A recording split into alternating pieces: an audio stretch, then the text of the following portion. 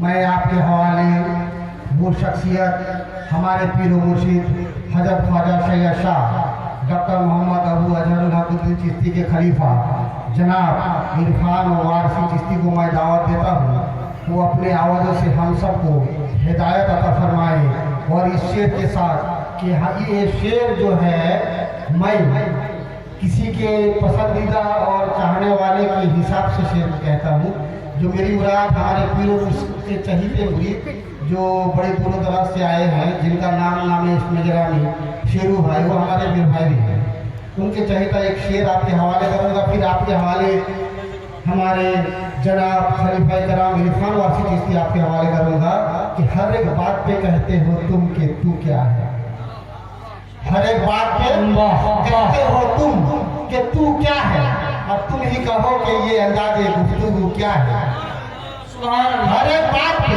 کہتے ہو تم کہ تو کیا ہے، اور تم ہی کہو کہ یہ انداز گفتگو کیا ہے، اور رگوں پہ دوڑتے پھرنے کے ہم نہیں قائل، رگوں پہ دوڑتے پھرنے کے ہم نہیں قائل، جب آنکھ سے نہ ٹپکا تو لہو کیا ہے۔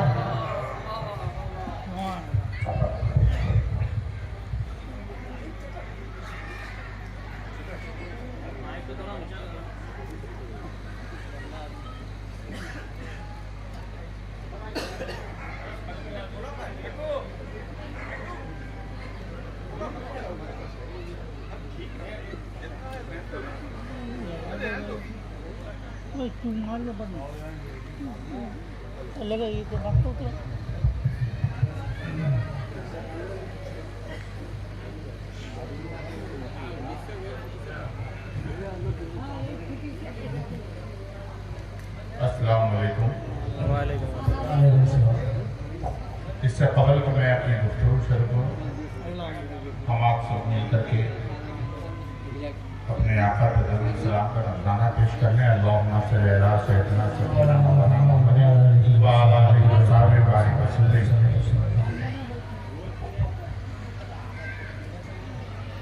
ہم جس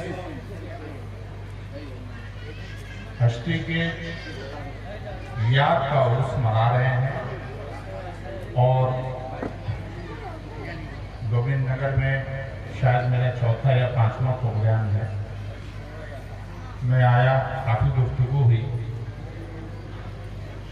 اشعار پڑھنے کے لیے، محفل سماع سننے کے لیے اور علماء اسلام کی تقاریر سننے کے لیے بے انتہا لوگ آتے ہیں جاتے ہیں، لیکن جب سلسلے کا کوئی خلیفہ کہہ لیں یا امام صاحب وہ بھی خلیفہ ہیں یا ہمارے یہ ہیں اور صاحبزادہ سجادہ، اگر اس سلسلے کے کوئی شخصیت کوئی جملہ ادا کرتے ہیں ایسے موقع پہ، تو اس میں کوئی نہ کوئی راز پنہاں ہوتا ہے، کوئی نہ کوئی راز چھپا ہوتا ہے۔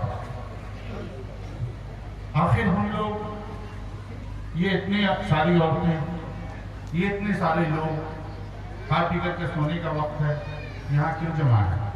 کیا لینے آئے بھائی؟ کیا بات ہے؟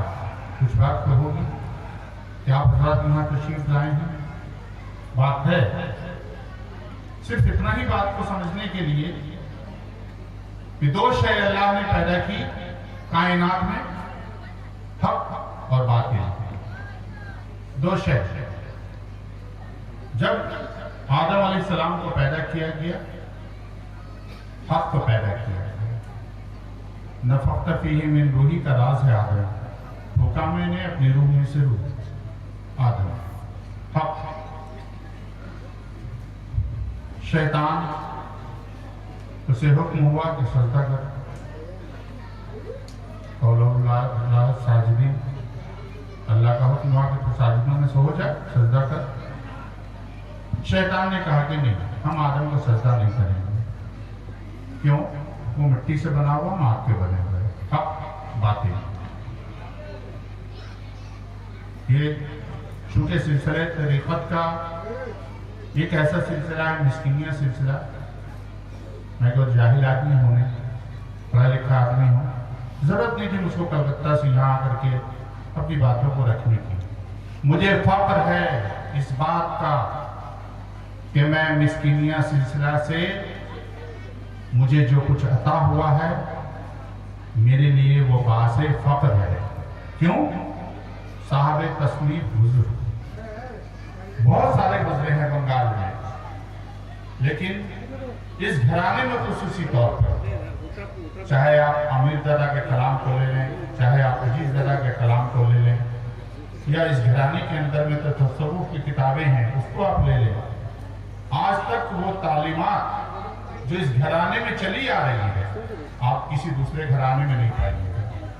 اور جس سلسلے میں یہ تعلیمات ہوا کرتی تھی، جس سلسلے میں یہ تعلیمات ہوا کرتی تھی، وہ تعلیمات دھیرے دھیرے دھیرے یا تو ختم ہو رہی ہے یا پھر اس کا کوئی نام لینے والا نہیں ہے. شکر ہے میسرہ کے اس دربار کا، میسرہ کے سجادہ نشین کا، میسرہ کے اتنے سارے مریدوں کا، مریدہ کا، یہ ساری کی ساری کچھ چیزوں کو سمجھتی ہیں، کچھ چیزوں کو آپ سمجھتے ہیں، اور جو سمجھتے ہیں تو یہاں آپ کا موجود ہونا یہ آپ کی زندگی کا ثبوت نہیں ہے، بلکہ اس بات کا بھی ثبوت ہے کہ جو اس سلسلے میں آ رہا وہ دین حق ہے.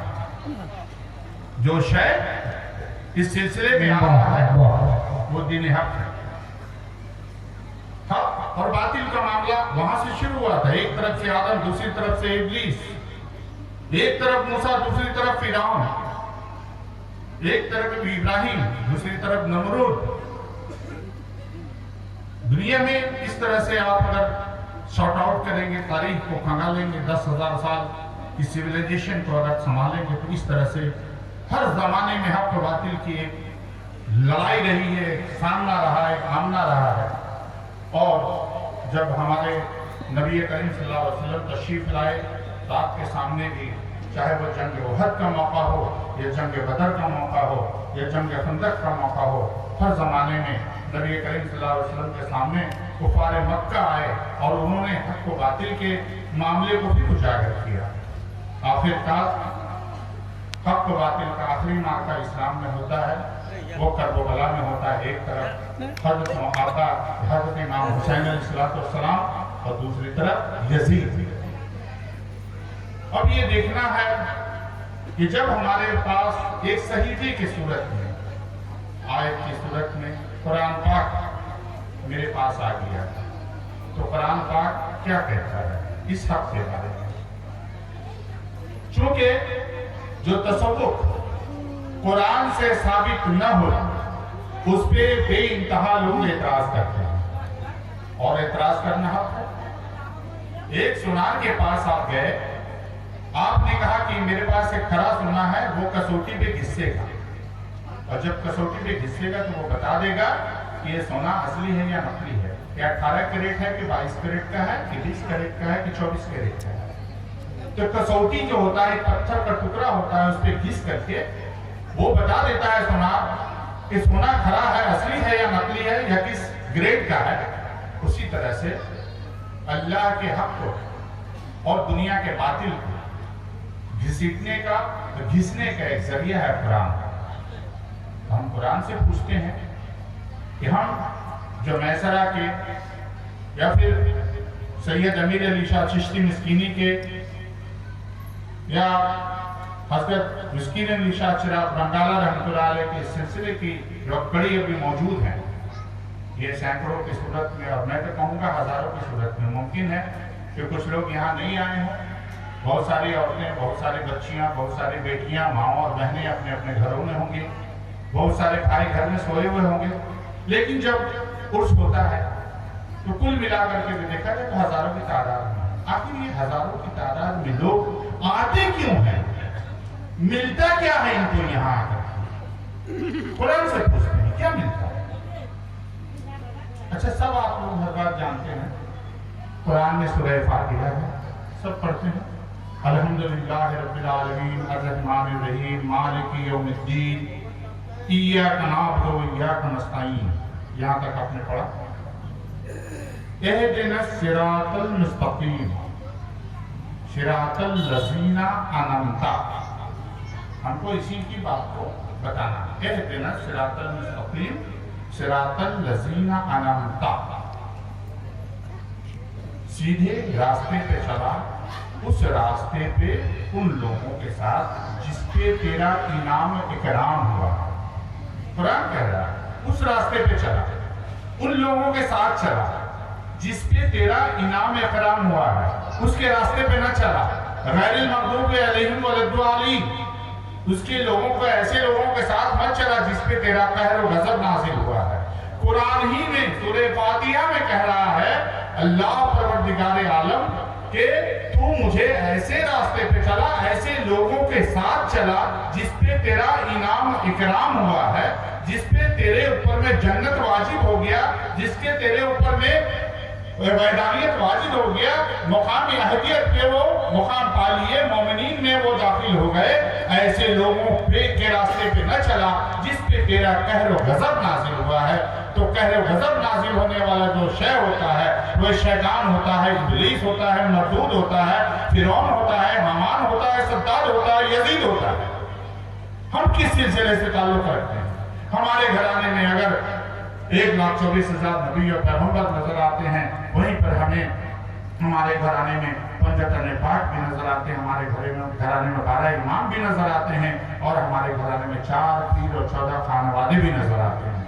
مجھ سے ایک آدمی نیشنل لائبریری میں آ کر کے بڑے اچھے گھرانے سے تعلق رکھتا تھا، آ کر کے بولا کہ عرفان بھائی بہت سارے لوگ پوچھتے ہیں کہ اچھا آپ لوگ تو 4 پیر 14 خانوادہ کے بارے میں بات کرتے ہیں، فاتحہ میں دعا میں آپ نام لیتے، آخر 4 پیر اور 14 خانوادہ ہے کیا؟ بڑا افسوس ہوا ہم کو، اس کا سوال کرنا بالکل صحیح تھا کہ آخر 4 پیر ہے کون اور یہ 14 خانوادے ہے کون جس سے ہم لوگ نکلے ہوئے ہیں؟ ہمارا بھی تو کسی نہ کسی خانوادے سے، چاہے ہم اپنے آپ کو چشتی کہیں، ہم اپنے آپ کو نظامی کہیں، چاہے اپنے آپ کو مسکینی کہیں، ہمارا بھی تو کوئی خانوادہ ہوگا۔ تو یہ 4 پیر اور 14 خانوادے کے بارے میں ایکسپلینیشن نہیں ہے، بس دعا میں ہم لوگ پڑھ لیتے ہیں کہ 4 پیر 14 خانوادے۔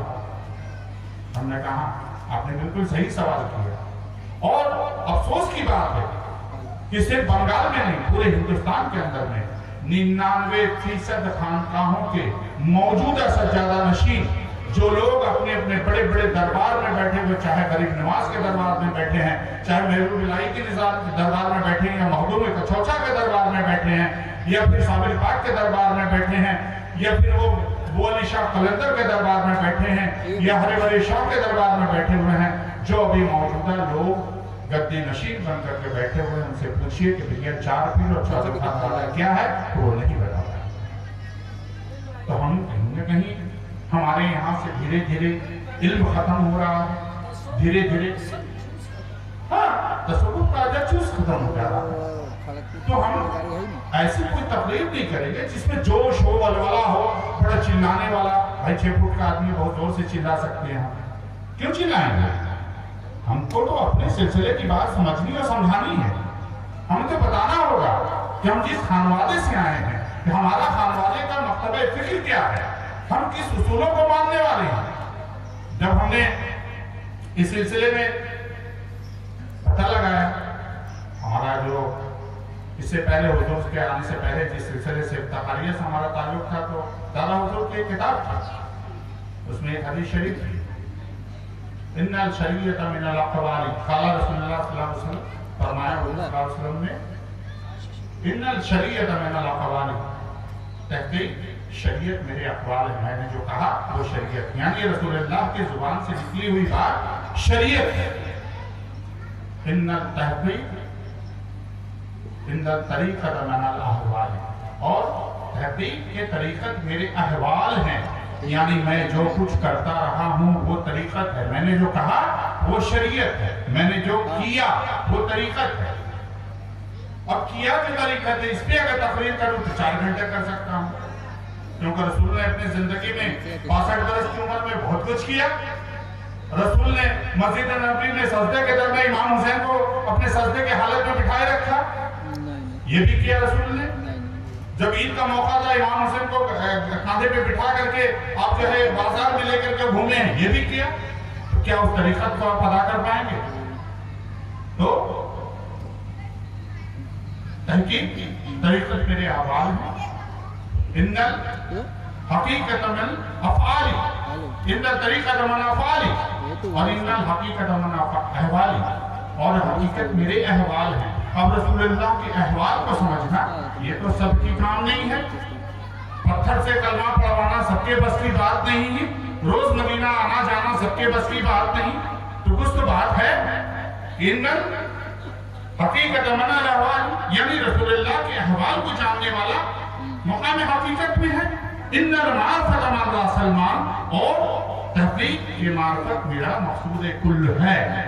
تو معلوم ہوا کہ رسول اللہ کے قول کو، آپ کے جملے کو، آپ کے زبان سے ادا کیے ہوئے ایک ایک الفاظ کو ہم شریعت کہتے ہیں، اور آپ کے کیے ہوئے ہر حرکات کو ہم طریقت کہتے ہیں، اور آپ کی ذات مبارکہ کے اندر میں جھانکنے کی صلاحیت کو ہم حقیقت کہتے ہیں، اور اپنے وجود کی پہچان کو ہم معرفت کہتے ہیں۔ سبحان اللہ سبحان اللہ۔ یہ ہم اسی لیے آتے ہیں۔ اچھا ہم آتے ہیں تو کس لیے آتے ہیں؟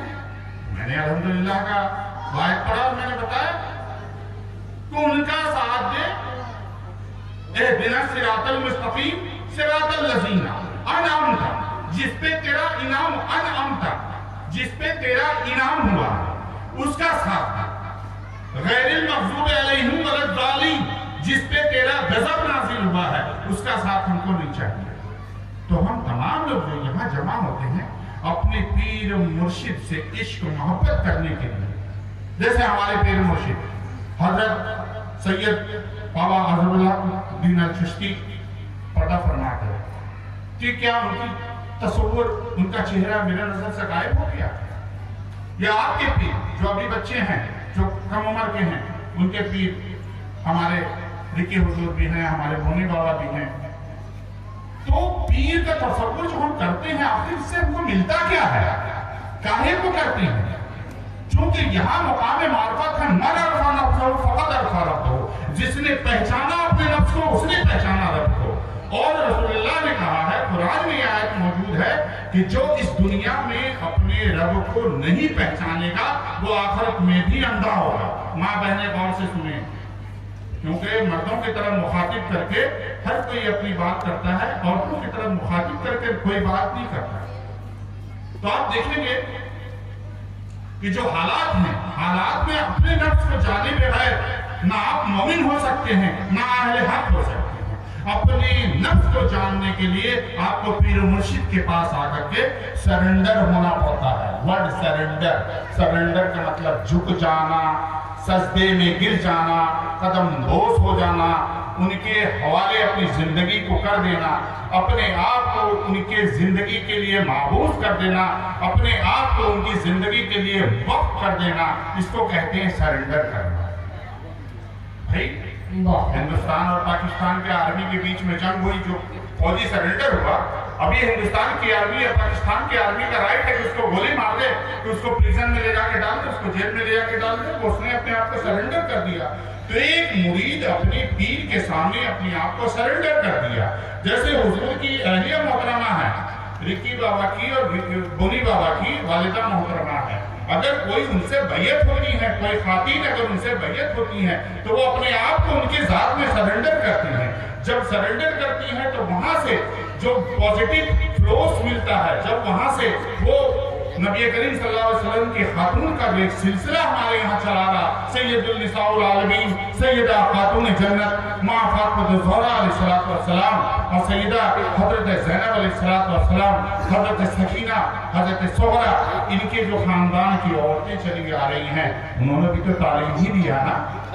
عورتوں کو تعلیم دینے کے لیے عورتوں کا خانوادہ موجود رہا، مردوں کو تعلیم دینے کے لیے مردوں کا خانوادہ موجود رہا، لیکن جہاں پر کوئی پر عورتیں خانوادے کے لیے نہ ملی، ایسی صورت میں صوفیہ نے اپنے پگڑے کو ہٹا کر کے اس پہ بیعت کروایا، ہم تمہیں ہاتھ نہ چھوئیں گے۔ شرعی طور پہ کسی جوان لڑکی کا ہاتھ میرے ہاتھ میں اگر آتا ہے تو مکروہ بھی ہے اور گناہ بھی ہے، انسان کا نفس ہے، کبھی کہاں بھٹک جائے۔ تو فقراء نے اس زمانے میں اپنا امامہ بڑھا دیا، چلو تم امامہ پکڑ کر کے بیعت کرو۔ تو یہ حالت ہوئی تھی۔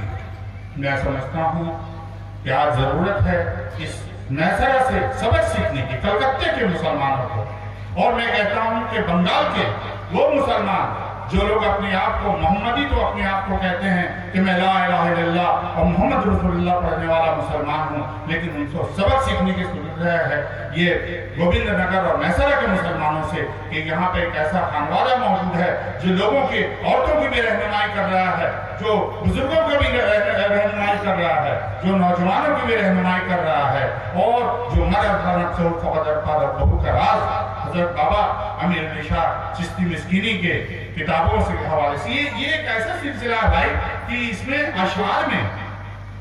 अशार की सूरत में आपको सब कुछ बता दिया है, आपको सिर्फ एक्सप्लेन करना। अगर आप कहेंगे कि इरफान भाई आप ऐसा कीजिए या इरफान चाचा आप ऐसा कीजिए, आप जरा सा अशआर की तशरीह कर दीजिए, मेरा दावा है अगर हुजूर के किसी एक कलाम का तशरीह करने के लिए अगर हम बैठेंगे तो 4 से 5 घंटा लगेगा एक कलाम का तशरीह करने में। वो भी हम यकीन से नहीं कह सकते हैं कि हम पूरा तशरीह कर पाएंगे, क्योंकि एक एक अल्फाज सोने चांदी हीरे जवाहरात से जुड़े हुए हैं। मैं समझता हूँ कि आज के लिए आप मैसरा के और गोविंद नगर के मुसलमानों के लिए यही काफ़ी है कि अपने पीर मुर्शिद के मोहब्बत में, तसव्वुर में, जिक्र इलाही में, फना फिल्लाह, फना फी शेख और फना फी रसूल के मुकाम पे चलने की तौफीक फरमाएं। और फिर दावाना अल्हम्दुलिल्लाह रब्बिल आलमीन। अस्सलाम वालेकुम।